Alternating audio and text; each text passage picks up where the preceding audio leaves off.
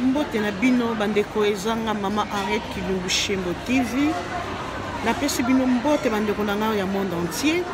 Mais naza na likambo na eko préciser a pona ban Australie o bafandi na PEF.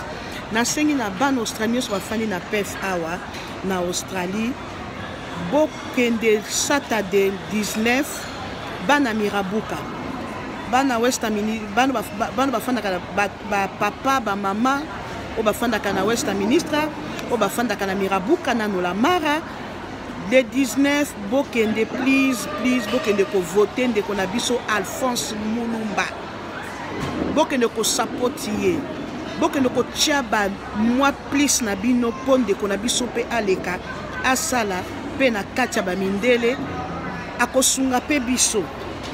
Akosunga biso ba mama, akosunga biso ba papa, bana baleki. Botika ndeko na biso te Alphonse. Bozale belé. O pe bako uta na ba quartier mususu, ba Clarkson, ba Meriwa, na ville, Cannington, Canningval.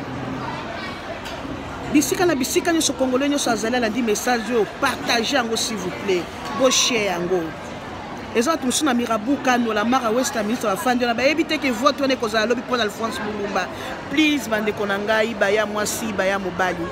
Bokende samedi 19 et kobanda na 8h jusqu'à 18h bokende ko voter ndeko na biso parmi mindele ye pa bima to voter to ba komi support bokende ko voter mutu mususu te ndeko na biso za pembeni wana bokende ko voter Alphonse Mulumba le 19 bana Mirabuka Westminster bana Nolamara. Please bokende to support ndeko na biso et ko za intérêt pour la communauté na biso pe. OK bye bozanga te moninga yebite signaler soka fanda na Mirabuka signaler bango ezate kaba congolais bo signaler soko za moninga soudanais oza moninga na Libéria oza moninga Sierra Leone bobenga bango boyebisa bango bakende ko voter ndeko na biso wana bozana baninga bekolo mususu boyebisa bango bo voter Alphonse Mulumba na kotina pe banina bokotanga. OK see you bye nzamba sala leka bandeko bo support yo. OK bye.